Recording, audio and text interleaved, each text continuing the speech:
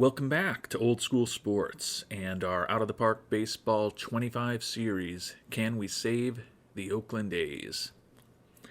And as we get ready to begin the 2034 playoffs, there's some real positive things to talk about with these Oakland A's, and there's some frighteningly negative things to talk about with these Oakland A's.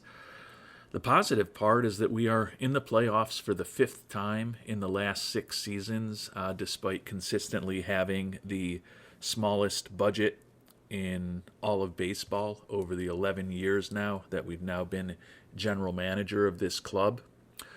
So that's the very positive news, although we're still struggling in terms of fan interest and fan loyalty and clearly the budget, given that we remain the lowest budget in all of baseball. We have somehow built a team that's been pretty competitive over the last 6 years of this playthrough, and we will be in a wild card series for the fourth consecutive year this season, and that kind of takes us to the not so good news. Although we were 90-72, we still finished second in the AL West to the Texas Rangers this year. The Rangers beat us by 9 games a year ago when they won the World Series. So in a way, we've certainly closed the gap on them. But we also dipped from 96 wins this year to 90 wins this year. It's just that the Rangers came back to the pack even more. This team of ours struggled incredibly in September. At the start of the month, we had a big lead on the Rangers in the division, and everything just fell apart. Injuries had a little bit to do with it. We lost our closer, Luke Little, for the season late in the year. We recently lost our longtime starter and the only original Oakland A remaining on the squad, Mason Miller. And we lost a third very important pitcher, the all-star reliever Ted Johnston, to injuries over the last several weeks. So that certainly hasn't helped, but that really doesn't do justice to how poorly this team fell apart in September of this year. We won at least 17 games every month from May through August, having a winning percentage of over 600 in each month and over 650 overall. So this was a team that for 4 full months of the season was playing baseball at a pace to win 106, 107 games.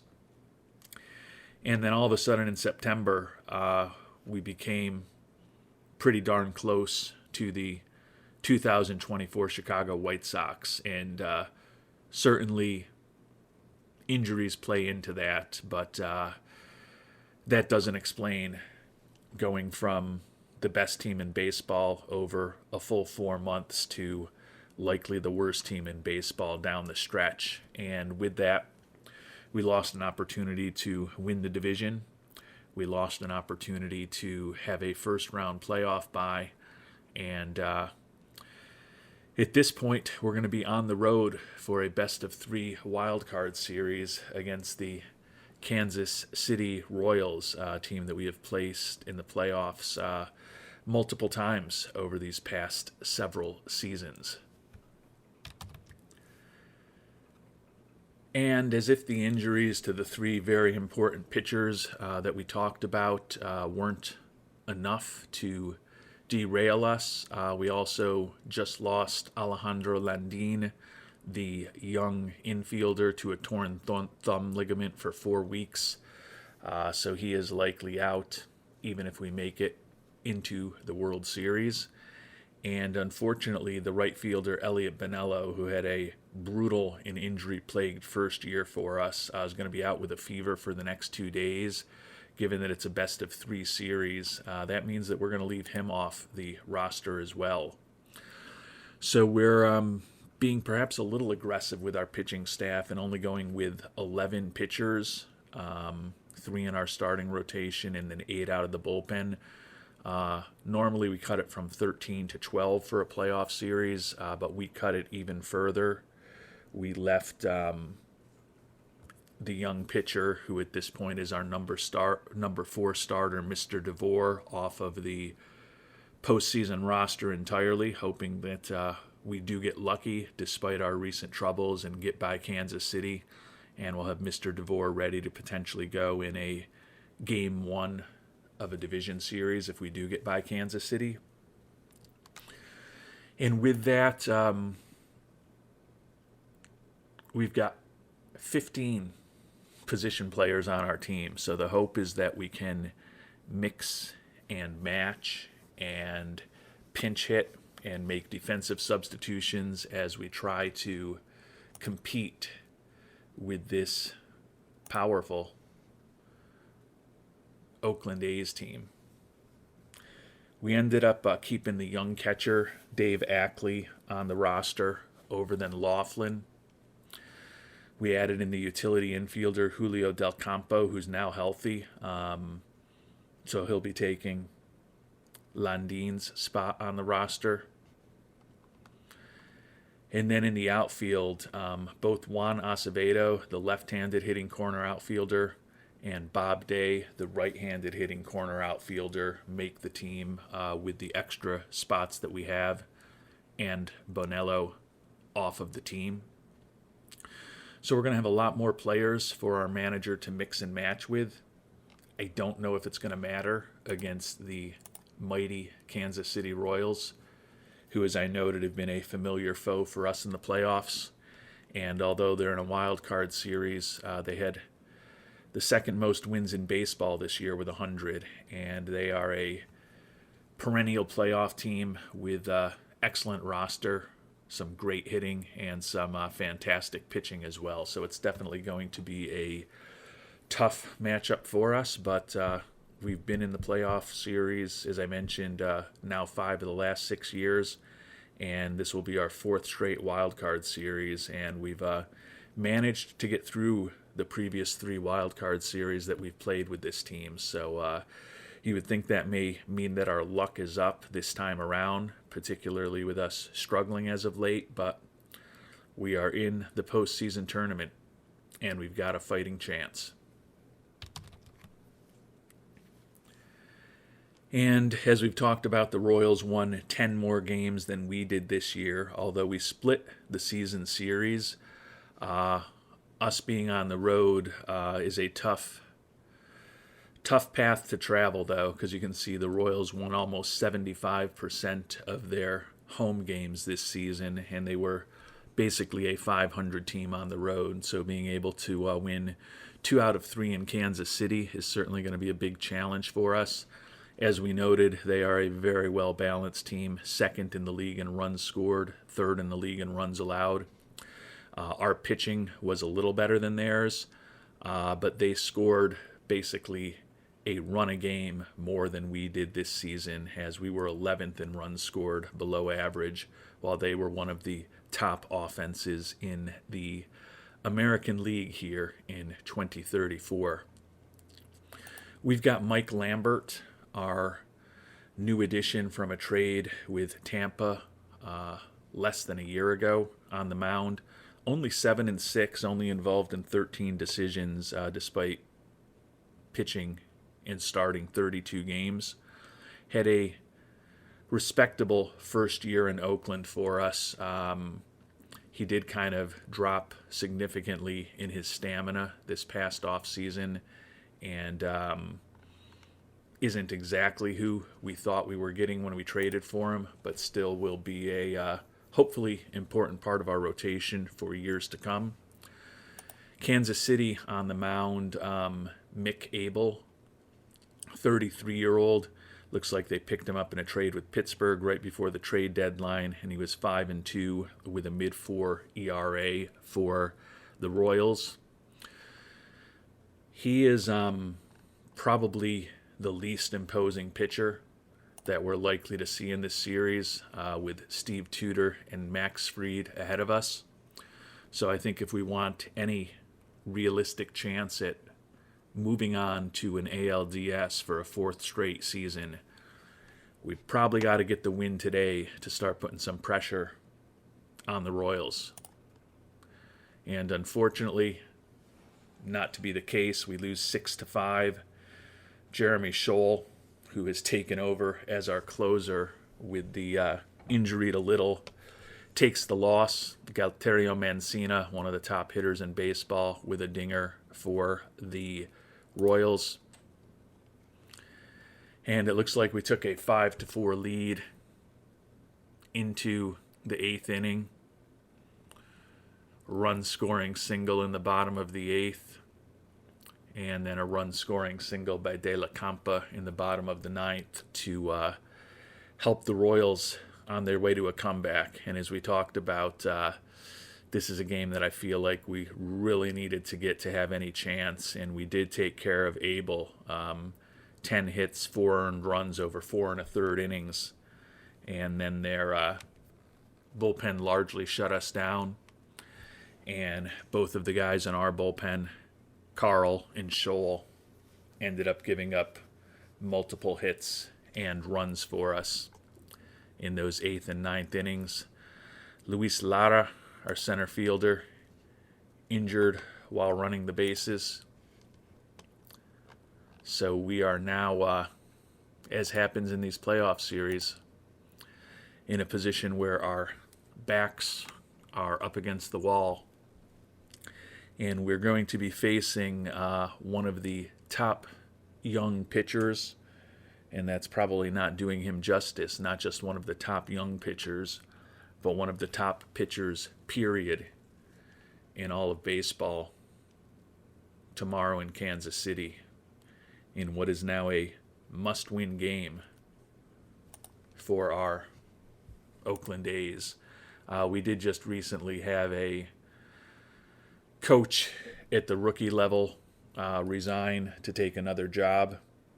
So we've made an offer to a new hitting coach down there in rookie ball. And we've also made a couple of offers. Alejandro Landin, the injured middle infielder that we talked about, wasn't great as a rookie, but isn't looking for incredibly money, so we're trying to get him locked up.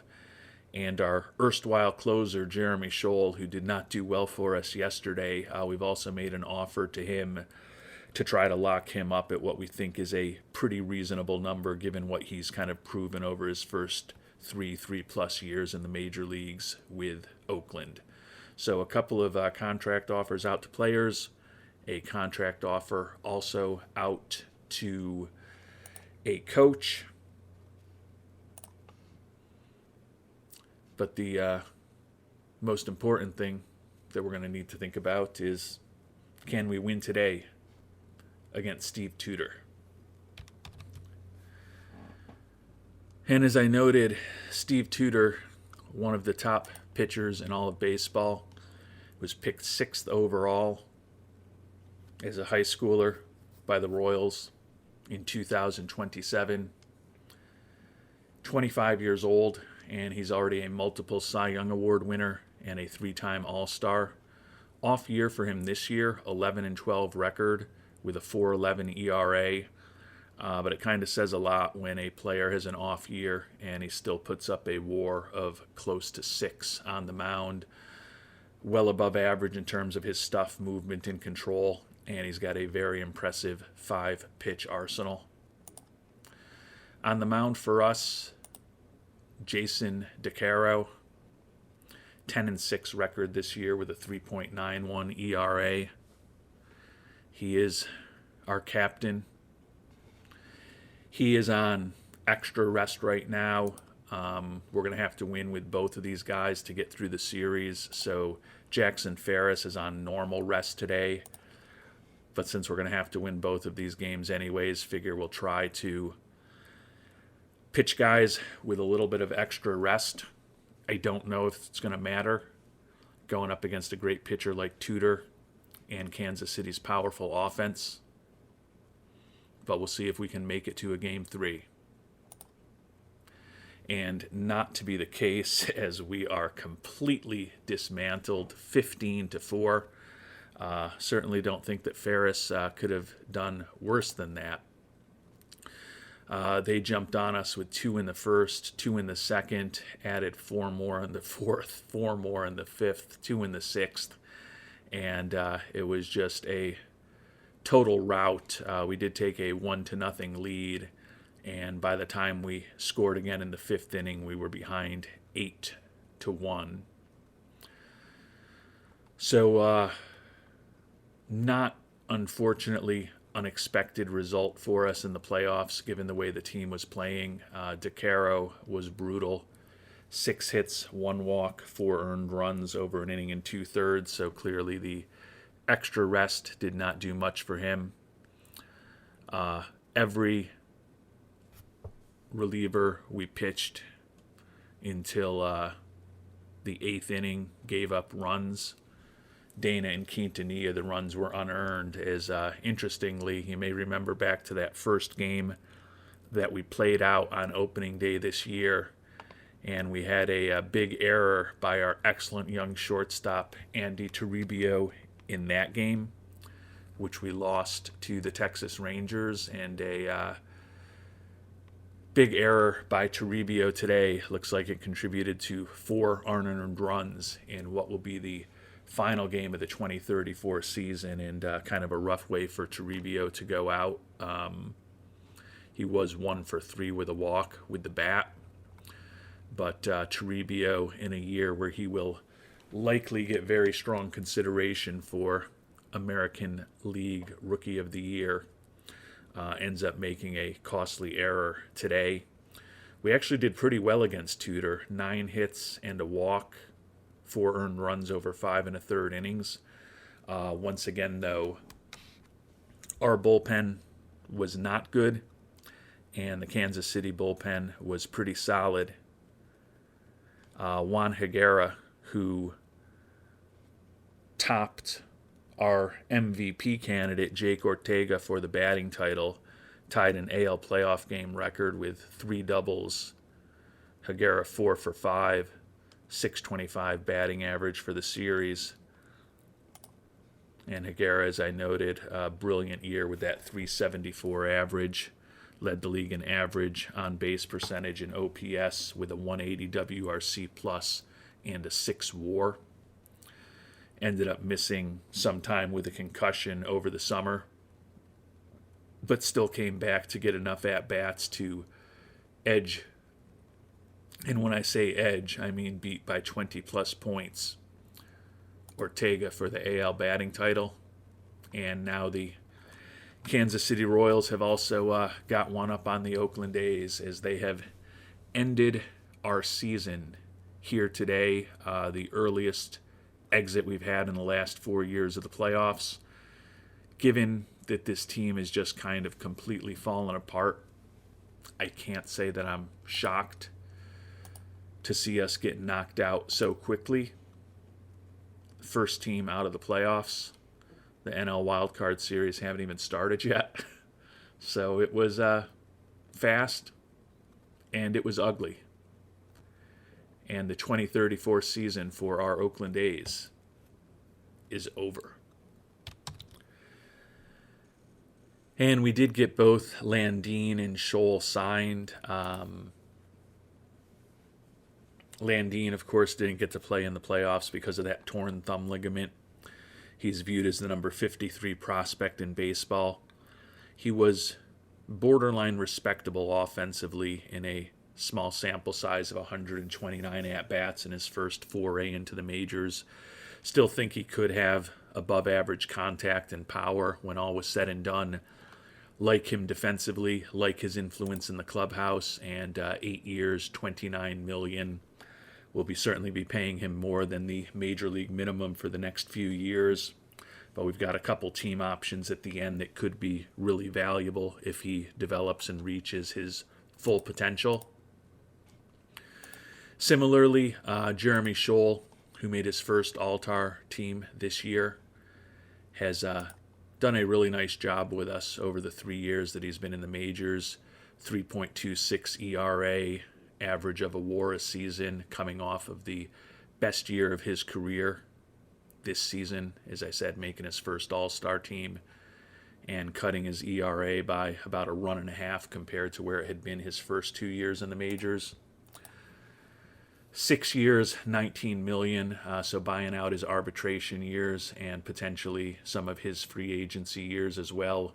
Another deal with team options at the end. I think it's a low risk proposition for us. He is a guy that, with his lack of stamina, is likely only a reliever at almost 26 years old. I think even if we saw him improve that changeup a bit and we put him in a program to raise his stamina a bit, he's still going to have a mediocre fastball with a mediocre changeup as his second and third pitches. So he's been successful as a reliever, and I think it's my plan to keep him in that type of role. So taking a look at the division series that are coming up, every other wildcard series at least went to 3 games.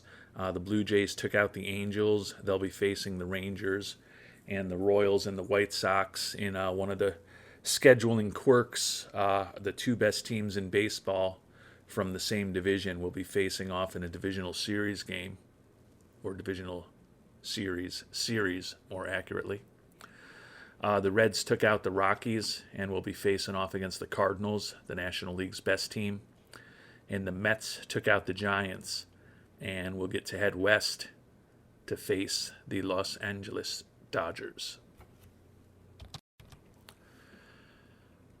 And with our season now over and this episode just getting started, we will take a look at some of the prospects that we've thought about signing and or drafting in previous years, some of whom our worldwide scouting department has strongly recommended we sign in some cases, and see exactly how some of their careers went over this 2034 season. Byron Dervish, you may remember he's an international amateur free agent we thought about years ago. I know we have some very loyal viewers in England, and he is the pride of England, at least as far as Major League Baseball. We actually picked him up on waivers this year and then ended up trading him away to Seattle when we couldn't find a spot on the 40-man roster for him. And he hit .207 with 13 homers and 275 at-bats for the Mariners, an 80 WRC plus. Was his most extensive Major League experience to date. But at 26 years old, definitely looks like a marginal roster type guy for Mr. Dervish. Bobby Vermillion was picked 29th overall in 2032. Didn't do much in rookie ball this year, but given that he's 20 years old, the Blue Jays still promoted him to A ball, where he didn't do much there either. Barely hit above 200 at both levels, with WRC pluses around 50. This is a guy who looks like a complete wreck at this point in terms of his ability to avoid strikeouts. We knew that the contact and the avoid strikeouts with him were going to be rough, but they look at this point at almost 21 years old a lot rougher than we ever anticipated they would be. Doesn't really look like a legitimate prospect to me at this point. Jesus de la Campa, in contrast, is another one of these big-time Kansas City prospects, even though he can't find permanent work with the Royals. They are so stacked. Hit .349 in 400 at-bats this year for the Royals, but still ended up having 225 at-bats at AAA because this team is just so stacked. But you would think with a 141 WRC plus and a 3.9 WAR for the fast and solid defensive second baseman that's at 24 years old, he'll be a full-time member of their roster going forward. Daniel Campos, international free agent signing from over 6 years ago at this point. Split the year between high A and double A.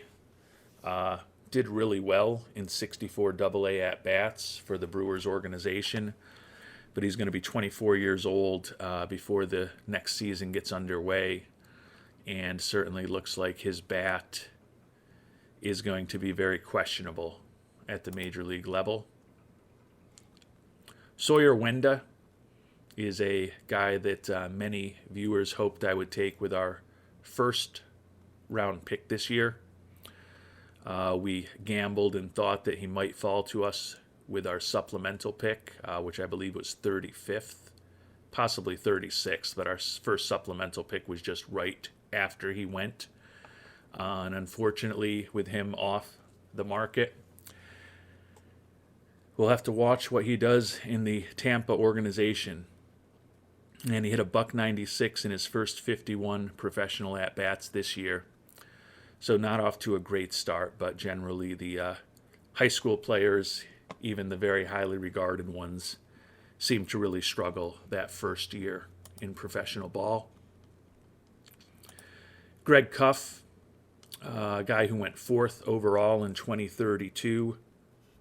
We looked at him back in 2029 when he was a high school player. Spent the entire season in high A ball, did hit .251 with 30 doubles and 7 homers and 355 at-bats.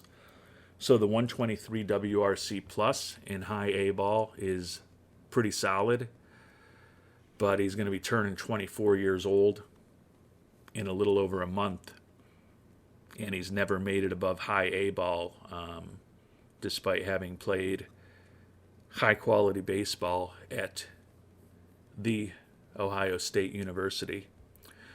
Still looks like he could have some decent power, but he's going to have to develop it pretty quickly if he expects to have a significant Major League Baseball career. Turning to some of the interesting pitching prospects from over the years, Jesus Escobar, international free agent signing from 3 years ago, is the number 92 prospect in baseball.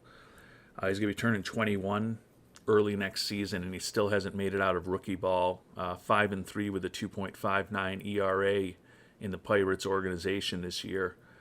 Incredible ERA plus and FIP minus. Looking at the fact that he's been in rookie ball for 3 years, though, a little bit surprised that in addition to not even promoting him to single A, he's been mired in that rookie level for 3 straight years now, despite a solid season a year ago and then a really good season this past year. Edison Faulo is a guy who we were very interested in this past draft, and some viewers were as well. He was the highest end pitching prospect who was available to us with our 30th pick. We obviously didn't pick him 30th, and he ended up going with the next pick to the Yankees organization. He was projected to go late second round in the mock draft, so we thought we might have had a shot at him with one of our 2 first-round supplemental picks this year, but that was not to be the case. He did end up getting signed by the Yankees organization, but the young Canadian never actually played for them this year. Jeremy Martin, a guy who went 9th overall out of Indiana back in 2028, has developed into a good, solid major league pitcher, 14-9 with a 3.40 ERA for the White Sox, who had the best record in baseball this year. Kevin Patterson, another college player out of Cal, who went 12th overall in 2031, 6-11 with a 4.23 ERA for the Marlins, so not as good a sophomore season for him as he did as a rookie, but still looks like he's going to be a good, solid pitcher in the majors for many years to come. Cruz Schoolcraft, who we, as I'm sure many of you who have been with us since the start remember, picked 10th overall in our first draft in 2025, ended up trading him away in 2031 And he was still at that point an important person in the trade that brought us Andy Toribio, who, as we talked about, is likely a very strong candidate for Rookie of the Year. So the fact that we were able to get Toribio in return for Schoolcraft is a positive thing, particularly now because Schoolcraft just retired, and he had parts of 2 seasons in the majors with San Francisco and the Cubs after we moved on from him. ERA of 8.78 over 53 and a third innings pitched. He was also a potential two-way player, but you can see he never got a major league at bat. And he hit a .195 with 90 home runs in about 1,700 minor league at-bats. So Schoolcraft's career is over, and the fact we were able to, after investing a lot of time and development lab efforts and coaching into him, still get a player like Andy Toribio in return for him when it was pretty clear to us that Schoolcraft wasn't going to make it, although we wasted the 10th pick on him in retrospect. We were still able to extract some pretty good value by getting Mr. Toribio in return for Cruz. 2 final pitchers to talk about before we sim through the divisional series. Alan Walling, who was picked 8th overall out of Southern Indiana in 2028. He was a guy who really scared us off because he didn't throw that hard. And he's become a solid major league pitcher, 10-7 with a 3.95 ERA for the Angels. He's been a .500 pitcher at the major league level, but has an ERA of just over 4, a solid 1.24 WHIP, and he's put up 13.6 wins above replacement, and he's been 2 to 3.5 wins above replacement every season. So good, solid major league starter who's helping the Angels be successful. And Connor Fister, Georgia Tech product, now in the Red Sox organization, was not great in Worcester with a 5.36 ERA this year. And he was even worse in 24 and a third innings with the Sox with an ERA of close to 6.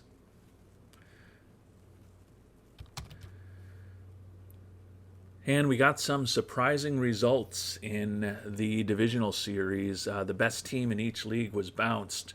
The Reds took out their division rival Cardinals 3-1. And then the favored Dodgers did take out the Mets 3-1 in the National League. But in the American League, the winningest team in baseball, the Chicago White Sox, were swept by their division rivals, the Kansas City Royals. As we talked about, the Royals were the second best team in baseball with 100 wins. But the White Sox did win the division with 102 wins, I believe. So certainly going to be a bitter pill for them to swallow, losing to the Royals.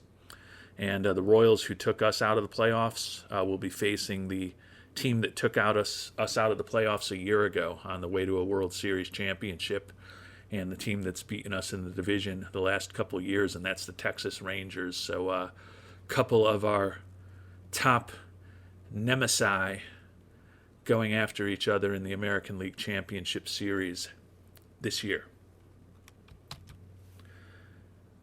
And with another playoff round in the books, we'll take a look at some more established major leaguers, some former prospects and some former players, and check in on how all of them performed here in this 2034 season. Shoji Bame, a guy that we flirted with in the free agent market 3 years ago, had another solid year for the Dodgers, 263 average, 35 homers, 98 ribbies, put up a 134 WRC plus and a 4.2 WAR. You can see he has been a very consistent player ever since he came over from Japan. but he made close to $25 million this year, and eventually his price got a little too high for us in Oakland, and we felt like he was just using us to try to get the Dodgers to pay him more money. But he has certainly done well for them.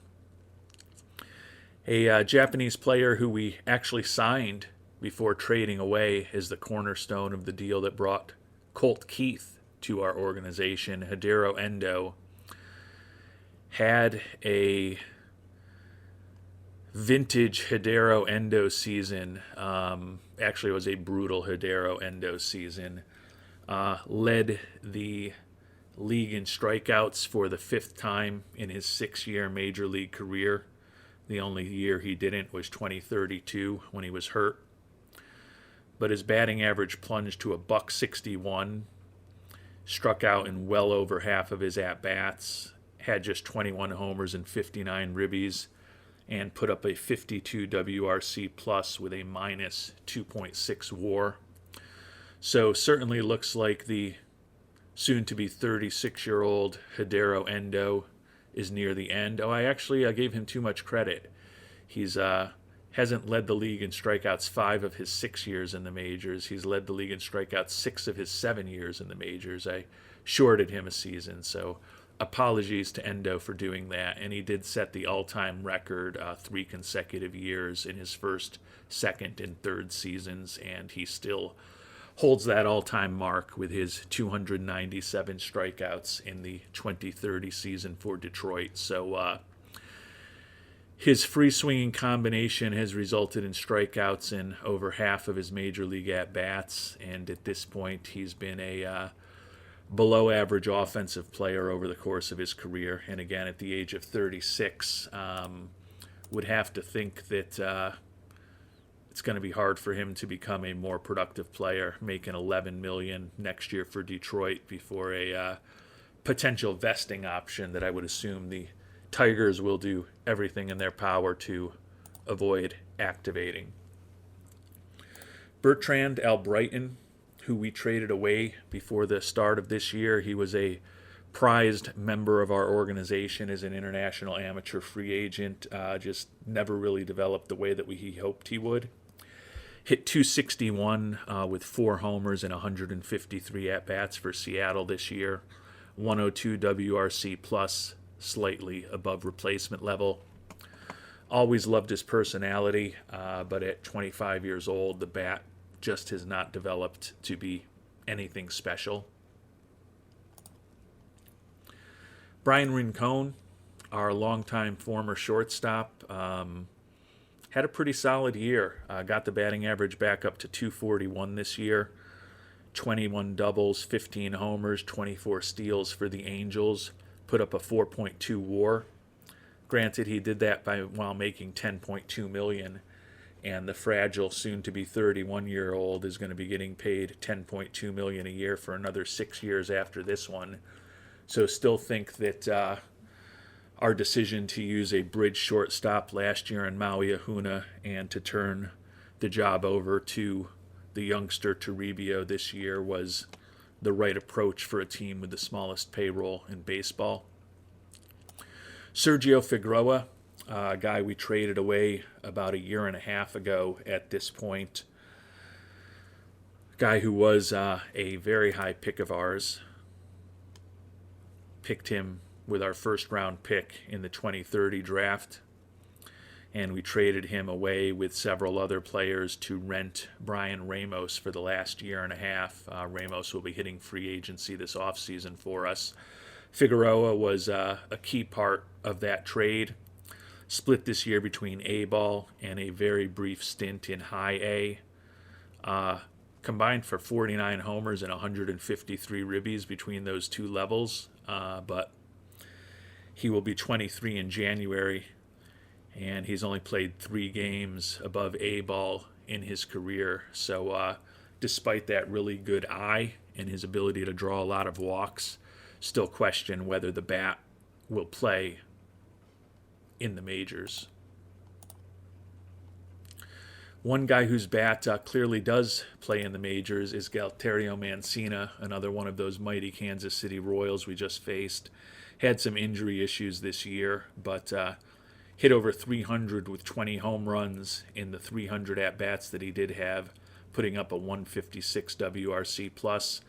This was a guy we were very intrigued by in that first IAFA period in 2025. Kansas City ended up spending every penny they could on him, and it proved to be a very wise investment. He has a devastating bat that over parts of 4 seasons in the majors now has compiled a 158 WRC+, and he was the American League MVP 2 years ago.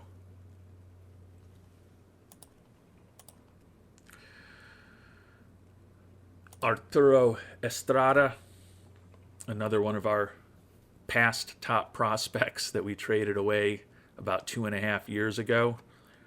Split this year between high A, double A, and triple A in the Twins organization. He was a below-average offensive player at each level. We were always intrigued by his contact, his gap power, his speed, his defense, and his personality. But at 23 years old, the lack of home run power and the lack of discipline at the plate in terms of his ability to draw walks, combined with his fragility, definitely makes it uncertain exactly how high Estrada will fly in the majors. Prince Moultrie, another guy who we traded away about 1.5 years ago, spent time this year in high A and triple A. Was very good in high A ball and was respectable in triple A. Another guy who looks like a really good contact hitter, really nice personality, but doesn't bring much else to the table. And at 25 years old, I don't really view him as a big-time prospect. He'll probably get some play in the majors with Cleveland at some point over the next couple of years, but not someone that I think we're going to miss all that much. There's also 5 pitchers that will check in quickly. Joe Lewin, guy who was an important prospect for us, and we traded him away about 2.5 years ago. The 21-year-old is the number 56 prospect in baseball. We dealt him for Ramos the first time we rented Brian Ramos. Lewin made it to AAA this year. Spent most of the year in A and high A ball, where he was a combined 8-4, and then he went 4-0 with a 1.23 ERA and 4 starts in AAA. Doesn't look like he's going to be an ace, but certainly still looks like he could be a good, solid pitcher. Probably a trade that we will regret a little bit in retrospect, because unless we make another trade, Ramos' career with us is over, and Lewin's major league career is just beginning, and it looks like he could be a good, solid starter in the future. Chris Patterson, guy who was picked number 1 overall in 2031, 12-8 with a 3.47 ERA this year for Tampa Bay. Looks like he is well on his way to having a nice major league career as a starter. Andres Rojas, having more than a nice major league career. The knuckleballer was 16-8 with a 3.25 ERA for the Marlins this year. Put up a WAR of close to 5. He is now a 4-time All-Star after making his 4th All-Star team this year. And he won the Cy Young Award in the National League 3 years ago. You may remember Juan Aguayo, who was an international free agent this past year. Player with very impressive movement and control, but his stuff was frighteningly pedestrian. Barely gets to 90 miles an hour, and he's got 4 pitches, all of which are below major league average. That scared us off a bit, but some of you have suggested that you've had success with players with this profile in the past, and early returns on him are decent. He put up a 3.03 ERA in 38 and 2/3 innings in AAA, and then he came up with the Dodgers, and he was 4-0 in 9 relief appearances with a 1.72 ERA over 15 and 2/3 innings. So I'll be interested in seeing what he does in the coming years for the Dodgers or wherever he ends up playing. That lack of stuff is generally a profile that I don't play with. We've experimented with profiles that I don't typically play with the likes of Hidero Endo and Bobby Cabral in this playthrough. So perhaps I'll be willing to try someone like Aguayo going forward. And then last but not least, Swampy Niswanger, who we thought about drafting out of Purdue a couple of years ago. He was traded to St. Louis, or traded from St. Louis to the Cleveland organization right before the trade deadline this summer. Finished the year in Double-A Akron, where he had a brutal ERA of close to 10 in 10 1/3 innings pitched. So Swampy still has some work to do. Almost 23 years old now. Still looking at him, think he could be a interesting right-handed arm out of the bullpen. But the way he's developed and where we kind of see his ceiling at this point, I don't think he's going to reach the heights that maybe we thought he might when we were hoping he would fall to us in the draft a couple of years ago. Actually, I think it was only last year. And the last thing we'll do before we finish off this episode is visit the top prospects in the International Free Agent Showcase, which was just released today. Next time around, we will do our annual roster review and also find out who's going to be facing off in the World Series and who ultimately will win the World Series. The Royals continue to absolutely pillage their way through the playoffs, taking a 2-0 lead on the defending World Series champion Rangers. And the Dodgers have taken a 1-0 lead over the Reds in the NLCS.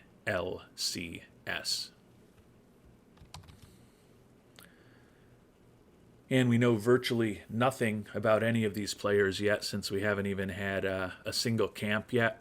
But we'll take a look at the players that are expected to be some of the top prospects available in the IAFA class this year. And I am really hoping that one of these players is just an absolute monster with a great personality and a great ceiling. I feel like we could use a true superstar prospect at the lowest levels of our organization, given the fact that we're not drafting near the top of the draft anymore. So we'll take a look at who the top 10 prospects supposedly are. Frank Andino, the Vulture, a switch-hitting first baseman, durable, a lot of positive personality traits, and looks like he can hit a lot of home runs and draw a lot of walks. He is a absolute butcher defensively, and he is about as slow as I am today. Interesting hitting prospects, certainly. I would hope that there's someone a little more well-balanced that we could pursue. Edgar Arce, second baseman. El Charmo, out of the Dominican, has the worst arm I've ever seen, even for a second baseman. Also, frighteningly bad on the base paths and trying to bunt. Does look like if he fully develops, his bat could be interesting, but not great for a middle infielder. Right-handed pitcher Ernesto Camunez. High leadership, work ethic, and intelligence. That sounds nice. Really good stamina, good at holding on runners. We think his stuff, his movement and control could all be well above average. And he's got potential for a 4-pitch arsenal. 16-year-old who's already throwing in the low 90s, low to mid 90s. He's got a ton of work to do on his control, as many young pitchers do, but he's certainly the most interesting to me of the three guys we've seen so far, acknowledging that I've known these players' names for the last 2 or 3 minutes, and our scouting accuracy on all of them is very low at this point. Esteban Galindo, another first baseman, another guy who's just brutal defensively and slow. Some positive personality traits, another guy more focused on home run power and having a good eye. Julio Mandujano, Smiley, 16-year-old second baseman, very fast. Looks like he could be a very interesting contact hitter. High work ethic and intelligence. Pantaleo Santillo, Jumbo, second baseman, dual Venezuelan and Colombian citizenship. Pretty interesting gap power and home run power, with potentially a decent eye and above average contact if he fully develops. Does have high work ethic, not that great defensively. Ernesto Saceda, more balanced hitting profile with better contact than some of the other first basemen we've looked at. Durable, smart, slow on the base paths, and actually with that 45 infield range and his 6'6" height, he's probably a better first baseman defensively than some of those other guys that we looked at, even though his ratings don't jump off the page. Left fielder Juan Ochoa, not all that exciting of a prospect to me. Looks like a borderline major league bat. Mediocre defense, poor speed. Center fielder David Vela out of the Dominican Republic. Probably one of the more interesting prospects, a pretty well-balanced bat. Looks like a competent corner outfielder, decent speed, durable. Not all that exciting, and he's got a lot that he needs to learn, but could be an interesting player. But I've been saving the last prospect because just based on his name alone, I've got very high hopes for Gianfresco Lamborghini, the 16-year-old out of Venezuela, who I'm guessing is also going to have dual Italian citizenship. I don't know if he's an heir to a luxury car fortune or not, but I'm very hopeful that this shortstop, Gianfresco Lamborghini, is going to be the dream prospect with great defense, great personality, and potentially a great bat. Not exactly. The defense is pedestrian. The speed is pedestrian. The personality is meh. But the bat, if he really developed to 60 contact and 70 home run power, that's certainly interesting. But like most 16-year-olds, he's got a long way to go.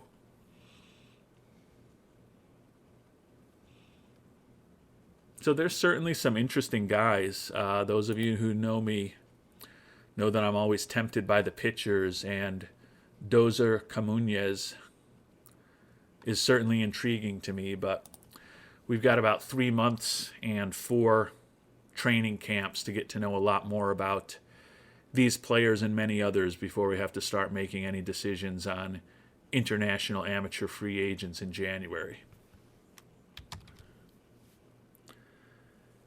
And with that, we will call it an episode. As I mentioned, next time around, we will find out who ends up winning the World Series, Kansas City, Texas, the Dodgers, or the Reds, And more relevant to us in Oakland, we will do our annual roster review and start trying to figure out what our plans might be for this upcoming offseason.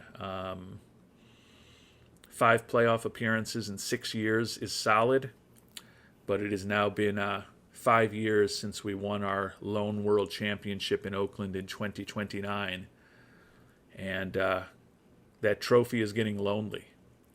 So even though we're still operating with a shoestring budget, we will be able to do something in free agency or the trade market this offseason to help get this team deeper into the playoffs next year and hopefully in a position to be raising some hardware come late October, early November of 2035.